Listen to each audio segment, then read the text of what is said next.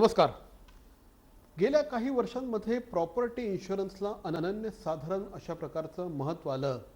जवळपास प्रत्येक गृहनिर्माण संस्था आता प्रॉपर्टी इन्शुरन्स करते, किंबहुना प्रॉपर्टी इन्शुरन्स करणं हे आता गृहनिर्माण संस्थांच्या कायद्याच्या नुसार अनिवार्य देखील आहे. प्रॉपर्टी इन्शुरन्स म्हणजे नेमका काय, तो कशाचा करायचा असतो, कशा पद्धतीने करायचा असतो, कुठल्या गोष्टींचा विचार त्यासाठी महत्त्वाचा असतो, या सगळ्यावर बातचीत करण्यासाठी आत्ता आपल्याबरोबर आहेत या क्षेत्रात काम करणारे तज्ज्ञ श्री गौतम दिघे. नमस्कार गौतमजी. नमस्कार. गौतम दिघे हे प्रॉपर्टी इन्शुरन्सवाला.com या संस्थेचे सर्वेसर्वा आहेत. ठाणे शहरामध्ये ते कार्यरत असतात. ठाणे शहरातील असंख्य गृहनिर्माण संस्थांचा प्रॉपर्टी इन्शुरन्स त्यांनी केलेला आहे आणि वेळोवेळी या संदर्भात ते मार्गदर्शन करत असतात. आज आपल्याबरोबर ते आपल्याला मार्गदर्शन करणार आहेत. माझा सर्वप्रथम पहिला प्रश्न आहे गौतमजी, की प्रॉपर्टी इन्शुरन्सची गरज का निर्माण झाली? प्रॉपर्टी इन्शुरन्सची गरज आता ह्या तुम्ही म्हटलात ह्या 3, 4, 5 वर्षांमध्ये खूप जास्ती वाढलेली आहे. कारण काय, ह्या 2-3 वर्षामध्ये ज्या काही नॅचरल कलॅमिटीज झालेल्या आहेत पूर्ण भारतामध्ये म्हणा किंवा पूर्ण जगामध्ये म्हणा, त्याच्यामुळे एवढ्या प्रकारचे क्लेम्स कंपन्यांकडे आलेले आहेत आणि ह्याची गरज आता लोकांना समजायला लागली आहे. त्याच्यामुळे समोरून आता लोक हा प्रॉपर्टी इन्शुरन्स आमच्याकडे डिमांड करायला लागले आहेत. जसं मी म्हटलं, नॅचरल कलॅमिटीज बरोबर इवन इमारतींमध्ये किंवा शॉपिंग मॉल्समध्ये आगीचे प्रमाण वाढलेले आहेत. आता आगीचे प्रमाण का वाढलेले आहेत? कारण काय, आता काही मुंबईमध्ये किंवा पुण्यामध्ये, ठाण्यामध्ये काही ज्या इमारती 30-35 वर्ष जुन्या आहेत, त्या सगळ्यांच्या इमारतीमध्ये त्यांचं तुम्ही जर इलेक्ट्रिक वायरिंग म्हणा किंवा त्यांचे जे ॲसेट्स म्हणा ते जुने झालेले आहेत आणि त्यामुळे त्यांचं जुने झाल्यामुळे आता लोकांचं इन्कम वाढलेलं आहे. ओके, लोकांचं इन्कम आहे. प्रत्येक घरांमध्ये इलेक्ट्रिक कन्झम्पशन वाढलेलं आहे. कारण काय प्रत्येक घरांमध्ये 2-2, 3-3 एअर कंडिशन झाले. पण तुम्ही जर म्हटलं तर त्यांचं इलेक्ट्रिक वायरिंग वगैरे जर म्हणा ते अजूनही जुन्या पद्धतीचे, ते अजून अपडेट झालेलं नाही. त्याच्यामुळे हा सगळा इलेक्ट्रिक कन्झम्पशनचा लोड इमारतींवरती येतोय. त्याच्यामुळे आगीचे प्रमाणही जास्ती वाढत आहेत. सो नॅचरल कलॅमिटीज नंतर आगीचे प्रमाण, ह्या 2-4 काही गोष्टींमुळे हे क्लेम्स वाढलेले आहेत. साहजिकच आहे, आपण जे सांगत आहात ते अत्यंत महत्त्वाचं आहे आणि त्यामुळेच प्रॉपर्टी इन्शुरन्स करण्याकडे आज जवळपास प्रत्येक गृहनिर्माण संस्थेचा कल असतो. जवळपास प्रत्येक गृहनिर्माण संस्था, त्याचप्रमाणे शॉपिंग मॉल्स, हॉस्पिटल्स, कारखाने हे प्रॉपर्टी इन्शुरन्ससाठी पुढे येत असतात. मला प्रश्न असा विचारायचा आहे की प्रॉपर्टी इन्शुरन्स म्हणजे नेमकं काय? जसं मी म्हटलं, प्रॉपर्टी इन्शुरन्स म्हणजे ह्या जमिनीवरती जी काही वास्तू उभी राहिलेली आहे त्याचा इन्शुरन्स करणं म्हणजे प्रॉपर्टी इन्शुरन्स. मग ती वास्तू कोणतीही असो, तुम्ही गृहनिर्माण संस्था म्हणा किंवा तुम्ही शॉपिंग मॉल म्हणा किंवा तुम्ही हॉस्पिटल म्हणा किंवा शाळा, कॉलेज, वेअरहाऊसेस, इंडस्ट्रियल इस्टेट्स, ह्या वास्तूंचा इन्शुरन्स करणं. आणि तो कशा प्रकारे इन्शुरन्स केला जातो, त्याच्या बिल्टअप एरियावरती मोजमापन करून त्या इमारतीमध्ये कोणकोणत्या प्रकारचे ॲसेट्स आहेत, कोणकोणत्या प्रकारचे त्याच्यामध्ये किती बिल्टअप एरिया आहे, त्यांचा प्लिंथ अँड फाउंडेशन किती पर्सेंटेज आहे, ह्यावरती मोजमापन करून हा प्रॉपर्टी इन्शुरन्स केला जातो. एक्झॅक्टली. आणि त्यामुळेच आज प्रॉपर्टी इन्शुरन्सला अनन्यसाधारण अशा प्रकारचं महत्त्व आलं आहे. प्रॉपर्टी इन्शुरन्सच्या संदर्भात तुम्हाला काहीही माहिती विचारायची असेल तर इथे जे नंबर दिलेले आहेत त्या क्रमांकावर आपण गौतम दिघे यांच्याशी संपर्क साधू शकता. गौतमजी, मला तुम्हाला पुढचा प्रश्न विचारायचा आहे की गेल्या काही वर्षांमध्ये प्रॉपर्टी इन्शुरन्सच्या संदर्भात गृहनिर्माण संस्थांमध्ये देखील मोठ्या प्रमाणात जागृती आली. काय कारणं होती की गृहनिर्माण संस्था आता हा महत्त्वाचा विषय म्हणून मांडतात?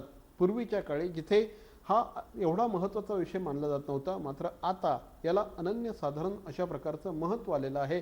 एक्झॅक्टली गृहनिर्माणसाठी, संस्थांसाठी प्रॉपर्टी इन्शुरन्स महत्त्वाचा का ठरतो? जसं मी म्हटलं, आता इमारतींमध्ये आता तुम्ही परवाचं उदाहरण घ्या. आता निसर्ग वादळ येणार होतं.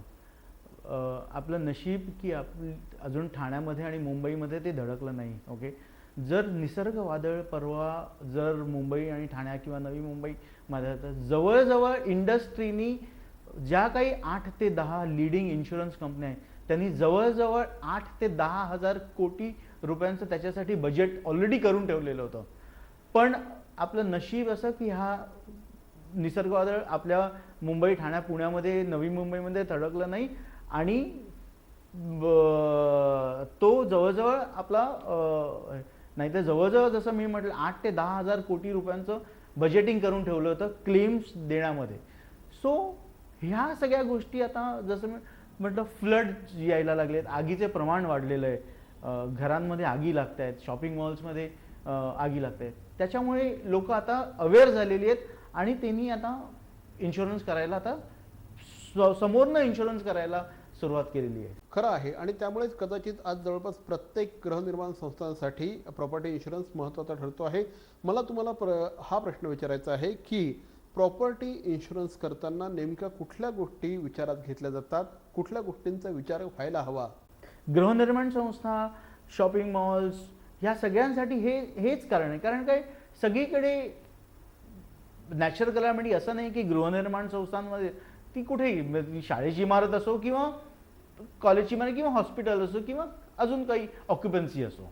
तर हे आहेत गौतम दिघे. गौतम दिघे हे आपल्याशी प्रॉपर्टी इन्शुरन्स या संदर्भात बातचीत करत आहेत. या संदर्भात तुम्हाला कुठल्याही प्रकारची माहिती हवी असेल, कुठल्याही प्रकारचा तुम्हाला या संदर्भात मार्गदर्शन हवं असेल तर आपण निश्चितपणे गौतम दिघे यांच्याशी आत्ता स्क्रीनवरचे नंबर आहेत त्यावर आपण संपर्क साधू शकतात.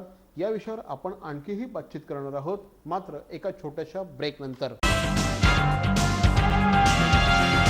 सत्यनारायण असो की वास्तुशांती, लक्ष्मीपूजन असो की ग्रहशांती, सर्व प्रकारच्या पूजांचं साहित्य आता अगदी घरपोच.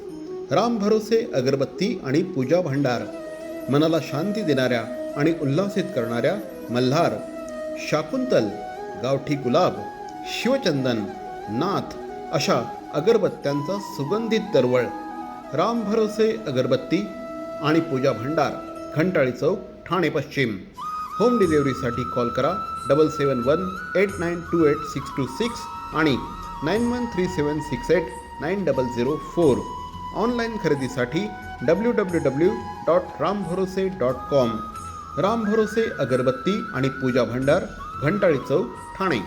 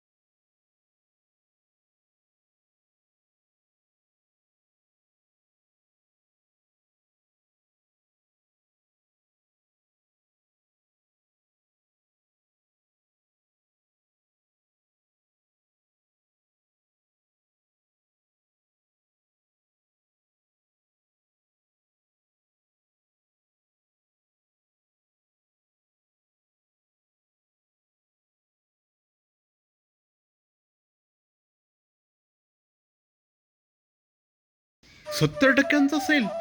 काय 70% ऑफ? 70%? छे, काहीतरीच काय. शी, पॉसिबलच नाही. 70% ऑफ शक्यच नाही. शक्य आहे. ग्राहकांच्या हितासाठी पॅरॉनने आणला आहे अप टू 70% सुपर डुपर धमाका सेल. अगदी सर्व कपड्यांच्या खरेदीवर up to 70% off. Conditions apply. Up to 70% धमाका धमाका धमाका sale. Baron men studio, Congress office समोर, आमंत्रण हॉटेल शेजारी, Thane.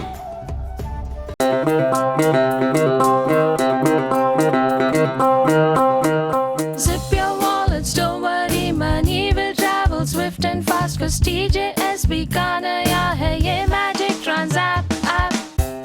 Transapp zap, Transapp app.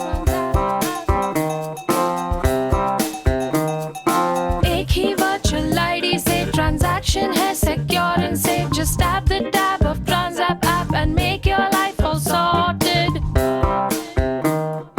पैसा आया पैसा भेजा हो गया चुटकी का खेल. Simple, easy, fast है ये Transapp just like a finger snap. Transapp app. Transapp app. Break नंतर पुन्हा एकदा आपलं स्वागत. प्रॉपर्टी इन्शुरन्स काळाची गरज, प्रॉपर्टी इन्शुरन्सचं महत्त्व या विषयावर आज आपण प्रॉपर्टी इन्शुरन्सवाला .comचे श्री गौतम दिघे यांच्याशी बातचीत करीत आहोत. मला सांगा गौतमजी की कुठल्या गोष्टींवर प्रॉपर्टी इन्शुरन्सचा प्रीमियम ठरत असतो? आपण कुठल्या गोष्टींचा विचार करत असतो की ह्या गोष्टी ह्या बेसिक ह्या गोष्टी आहेत आणि याच्यावर तुमच्या प्रॉपर्टीचा, तुमच्या इमारतीचा, तुमच्या कारखान्याचा, तुमच्या हॉस्पिटलचा, तुमच्या मॉलचा व्हॅल्युएशन ठरत असतं? अशा कुठल्या गोष्टी असतात त्याच्यावर प्रीमियम अवलंबून असतो? राईट. जसं मी म्हटलं त्या इमारतीची ऑक्युपन्सी बघितली जाते. आता ऑक्युपन्सीमध्ये ती रेसिडेन्शियल बिल्डिंग आहे का, तर की ती कॉलेजची बिल्डिंग आहे का, त्या शाळेची बिल्डिंग का, ते हॉस्पिटल आहे का, तो ती इंडस्ट्रियल एस्टेट आहे का. इंडस्ट्रियल एस्टेट असेल तर त्याचा रेट खूप जास्ती असतो. कारण का इंडस्ट्रियल एस्टेटमध्ये तुमचे इंजिनिअरिंग वर्कशॉप्स असतात, काही फार्मास्युटिकल जर कंपन्या असतात तर त्यांचा रेट खूप जास्ती असतो. हॅझार्डस केमिकल युनिट्स असेल तर त्याचा रेट जास्ती असतो. ह्या सगळ्या तुम्हाला ऑक्युपन्सी बघितल्या जातात. आता ती पर्टिक्युलर बिल्डिंग ती कोणत्या भागात आहे, ओके. जर ती अर्थक्वेक झोनमध्ये असेल तर त्याचा रेट अजून थोडासा जास्ती घेतला जातो. जर ती बिल्डिंग कोणत्या बाजूला जर समजा मोठा नाला असेल तर त्याचा रेट अजून थोडासा जास्ती घेतला जातो. तर ह्या काही गोष्टी आजूबाजूला बघून त्यांचा सर्वे करून मग त्याचा प्रीमियम ठरवला जातो की ह्याची risk, it's like higher the risk you pay higher the premium, lower the risk you pay lower the premium, असा तो प्रीमियम ठरवला जातो. तो मग नॅचरली असा प्रश्न पडतो की जर आपण ह्या सगळ्या गोष्टींचा विचार करतो तर मग गृहनिर्माण संस्थांचे जे काही असेट्स असतात, उदाहरणार्थ जनरेटर असतं, लिफ्ट असतं, CCTV असतो, या सगळ्या गोष्टींचा देखील प्रॉपर्टी इन्शुरन्स करताना आपण विचार करतो का आणि या असेट्सचा सुद्धा इन्शुरन्स होतो का? तुमच्या सोसायटीमध्ये जसं प्रत्येक ॲसेट्स कवर असतात. म्हणजे तुमच्या लिफ्ट्स म्हणा, सोलार पॅनल्स म्हणा, तुमच्या electrical fitting, plumbing fitting, generator sets, water pumps, underground overhead water tank, तुमची कंपाऊंड वॉल असते सोसायट्यांना, ह्या सगळ्या गोष्टी प्रत्येक इन्शुरन्समध्ये कव्हर केले जातात. आणि तुम्ही जेवढ्या काही गोष्टी तुम्ही बरोबर मूल्यमापन करून त्या डॉक्युमेंटमध्ये जेवढ्या तुम्ही इन्क्लूड कराल तेवढं तुम्हाला, जर काही क्लेम आला तर तेवढं तुम्हाला जास्ती चांगलं असतं. प्लस तुम्हाला बघायचं आहे तुम्ही त्याचा रेट बरोबर घेतला आहे की नाही, दॅट इज व्हेरी इम्पॉर्टंट. कारण काय रेट पण हे जसं मी म्हटलं ऑक्युपन्सीवरती ठरवले जातात आणि तुम्ही कोणत्या वर्षी त्याचा इन्शुरन्स करताय, किती जुनी बिल्डिंग आहे किंवा किती, कारण का हे रेट्स हे 2-2, 3-3 वर्षांनी चेंज होत राहतात. डिपेंड्स ऑन द किती इंडस्ट्रीमध्ये क्लेम आलेले आहेत त्याच्यावरती हे रेट्स ठरवले जातात. आज आपल्याला गौतम दिघे हे प्रॉपर्टी इन्शुरन्स या विषयावर मार्गदर्शन करत आहेत. आपल्याला देखील जर काही प्रश्न पडला असेल तर निश्चितपणे या क्रमांकावर आपण त्यांच्याशी संपर्क साधू शकता. माझा पुढचा प्रश्न गौतमजी तुमच्यासाठी आहे, जर एखाद्या सोसायटीचा मेंटेनन्स व्यवस्थित असेल, सोसायटी व्यवस्थित प्रॉपरली मेंटेन होत असेल, निगा देखभाल व्यवस्थित राखली जात असेल तर मग सोसायटीचा प्रीमियम कमी होतो का? समजा जेवढी जास्ती बिल्डिंग जुनी असेल तेवढा तुम्हाला तो रेटमध्ये डिस्काउंट असतो तो तुम्हाला कमी दिला जातो. तेव्हा नवीन बिल्डिंगमध्ये तुम्हाला मॅक्झिमम डिस्काउंट दिले जातात प्रीमियममध्ये, जुन्या बिल्डिंगमध्ये तुम्हाला डिस्काउंट खूप कमी दिले जातात. पण तरी पण आम्हाला बघायला लागतं की त्या सोसायट्यांनी किंवा ती बिल्डिंग कशी मेंटेन केलेली आहे, ती त्यांच्या ॲसेट्सचे तुमच्या ॲन्युअल मेंटेनन्स कॉन्ट्रॅक्ट बरोबर होत आहेत की नाही, रेग्युलर होत आहेत की नाही, तुम्ही कोणत्याही प्रकारचं त्याच्यामध्ये डेप्रिसिएशन तुम्ही बरोबर करताय की नाही. जर जास्ती जर तुम्ही डेप्रिसिएशन करत असाल प्रत्येक वस्तूचा तुम्हाला तेवढाच तुम्हाला प्रीमियम जास्ती लागतो. लाईफ इन्शुरन्समध्ये त्याचप्रमाणे मेडिकल इन्शुरन्समध्ये एक प्रकार असतो, त्याला म्हटलं जातं नो क्लेम बोनस. अशा प्रकारचा नो क्लेम बोनस हा प्रॉपर्टी इन्शुरन्समध्ये सुद्धा ॲप्लिकेबल आहे का? अशा प्रकारची काही सोय उपलब्ध आहे का? नो क्लेम बोनस हा प्रकार ह्या इन्शुरन्सला म्हणतात एक fire and special peril insurance. ह्या प्रकारमध्ये नो क्लेम बोनस हा खरा प्रकारच नसतो. पण जसं मी म्हटलं, तुम्ही तुमची बिल्डिंग कशी मेंटेन करताय आम्ही त्याच्यावरती तो डिस्काउंट आम्ही तुम्हाला ऑफर करू शकतो. गेल्या काही वर्षांमध्ये ऑनलाईन हा प्रकार इन्शुरन्सच्या बाबतीत देखील पुढे यायला लागलेला आहे. ऑनलाईन इन्शुरन्स प्रॉपर्टी इन्शुरन्समध्ये अवेलेबल आहे का? ऑनलाईन इन्शुरन्स करावा की ॲडवायझरकडनं इन्शुरन्स प्रॉपर्टी इन्शुरन्स करून घ्यावा? काय सांगाल? राईट. जसं तुम्ही म्हटलं की ऑनलाईन तुम्ही आता वेळेला इमारतीचा इन्शुरन्स सध्या कोणतीही इन्शुरन्स कंपनी ऑनलाईन एक्सेप्ट करत नाही. एका पर्टिक्युलर सम इन्शुर्डपर्यंत ते अलाउ करतात. मॅक्झिमम म्हणा तुम्ही 1 कोटी किंवा 1.5 कोटीपर्यंत ते अलाउ करतात. पण आताच्या घटकेला जर तुम्ही म्हणा प्रत्येक बिल्डिंग जवळजवळ 15 ते 20 कोटीच्या वरती त्याचं सम इन्शुर्ड डिसाईड होतं. त्याच्यामुळे ह्या 15 ते 20 कोटी जेव्हा इन्शुरन्स कंपन्या जेव्हा इन्शुरन्स एक्सेप्ट करतात तेव्हा मग ते म्हणतात की नाही आम्ही ऑनलाईन प्लॅटफॉर्म ह्याला देऊ शकत नाही. तुम्हाला प्रॉपर तिकडे सर्वे करून तुम्हाला त्याचं मूल्यमापन करून तुम्हाला त्याचा इन्शुरन्स केला जातो. त्याच्यामुळे काय होतं की आम्हाला प्रत्येक इमारतींमध्ये स्वतः जाऊन आम्हाला त्याचं सजेस्ट करून त्यांना हे करा. सो ऑनलाईन प्लॅटफॉर्म सध्या अवेलेबल नाही आहे. बट फ्युचरमध्ये तो होऊ शकतो. काही त्याच्यात पॅरामीटर्स आहेत, त्या जर त्यांनी अप्रूव्ह केल्या तर फ्युचरमध्ये होऊ शकतो, नाही असं नाही आहे. एक्झॅक्टली. ऑनलाईनचा प्लॅटफॉर्म आत्ता अवेलेबल नाही आहे, पण तरीही ॲडवायझरच्या माध्यमातूनच म्हणजे एजंटच्या माध्यमातून आजही प्रॉपर्टी इन्शुरन्स मोठ्या प्रमाणात केला जातो. मला सांगा, ॲडवायझरचा रोल किती महत्त्वाचा असतो आणि कुठल्या परिस्थितीमध्ये ॲडवायझरचा रोल महत्त्वाचा ठरतो? कारण मी स्वतः तुम्हाला काही वेळेस बघितलेलं आहे की ज्यावेळेस एखाद्या सोसायटीचा क्लेम येतो त्यावेळेस त्या सोसायटीला क्लेम मिळावा, त्यांचे पैसे त्यांना मिळावे यासाठी तुम्ही स्वतः प्रयत्न करत असतात. अनेक वेळेस तुम्ही स्वतः सर्वेसाठी देखील जागेवर हजर असता.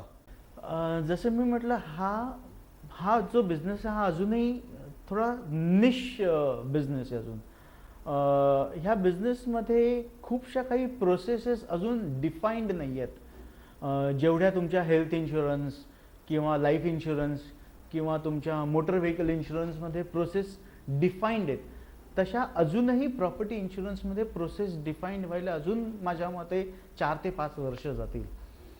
ह्या जेव्हा काही नॅचरल कलॅमिटीज घडतात किंवा आगीच्या घटना घडतात तेव्हा तुम्हाला तिकडे जाऊन कोणकोणत्या गोष्टींचं किती नुकसान झालेलं आहे, त्याची व्हॅल्यू किती होती, आता किती व्हॅल्यू आहे त्यांची, किती त्याची रिइन्स्टेटमेंट कॉस्ट येणार आहे, त्याच्यावरती काय काही क्लॉजेस ॲप्लिकेबल आहेत, हे सगळं तुम्हाला त्याच्यावरती बघून तुमचा क्लेम सेटल होतो.